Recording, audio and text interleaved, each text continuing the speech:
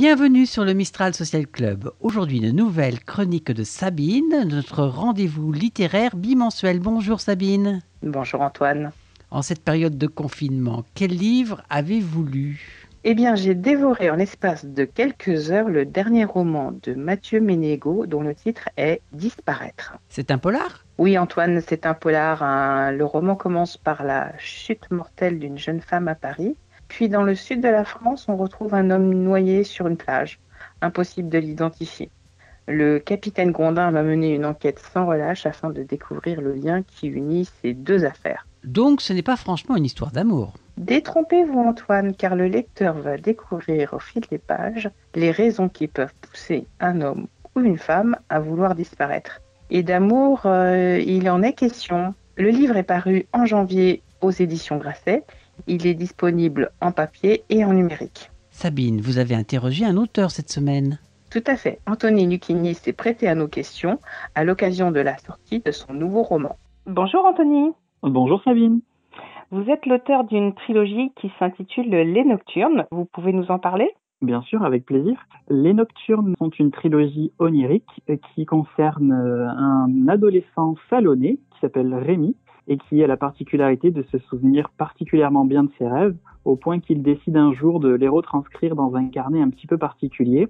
Et un matin, sans savoir pourquoi, l'ensemble de ses rêves ont pris vie dans un autre univers qu'il va pouvoir visiter et explorer accompagné de tous ses amis. C'est le troisième et dernier tome qui vient de sortir la semaine dernière, le 14 avril. Est-ce que c'est difficile d'écrire un dernier tome ? C'est effectivement le dernier tome de la trilogie. Le fait que ce soit le dernier impose un petit peu plus de pression et un peu plus d'attention, dans le sens où j'ai essayé de ne vraiment rien oublier, pas de détails, pas de situations auxquelles je n'aurais pas répondu, pas d'éléments qui ne seraient pas allés au bout, parce que effectivement, il n'y a pas d'autres tomes derrière pour venir corriger, compléter ce qui aurait été oublié.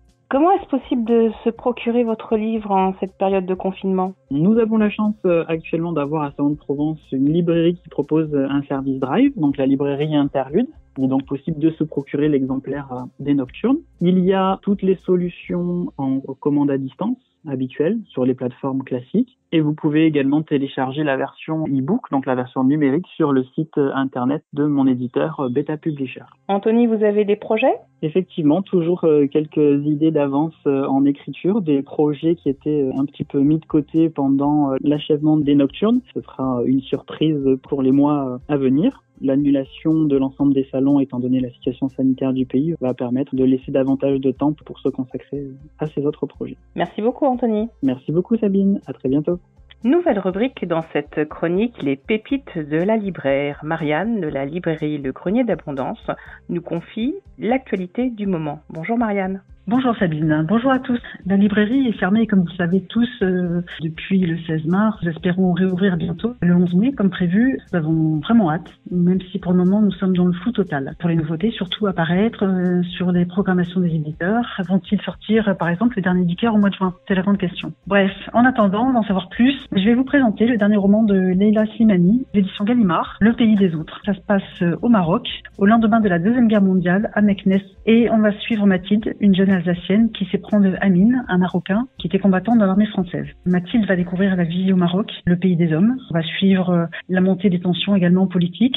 Et puis surtout, on va suivre une famille dans son quotidien, des personnages auxquels on va s'attacher. Surtout, on a hâte parce que ce premier tome d'une trilogie va se poursuivre avec 2 autres tomes. Et on va certainement suivre cette famille plus longtemps. En fait, ça va se dessiner un vrai portrait du Maroc à travers une famille. Ça va être très intéressant. C'est écrit avec beaucoup de justesse, beaucoup d'humanité, beaucoup de tendresse pour les personnages. C'est très intéressant et c'est très agréable à lire. Merci beaucoup Marianne. Bonne lecture, bon courage pour cette période difficile et à très bientôt sur les ondes de Mistral Social Club. Merci beaucoup Sabine, à bientôt. Sabine, quelle initiative littéraire a retenu votre attention cette semaine ?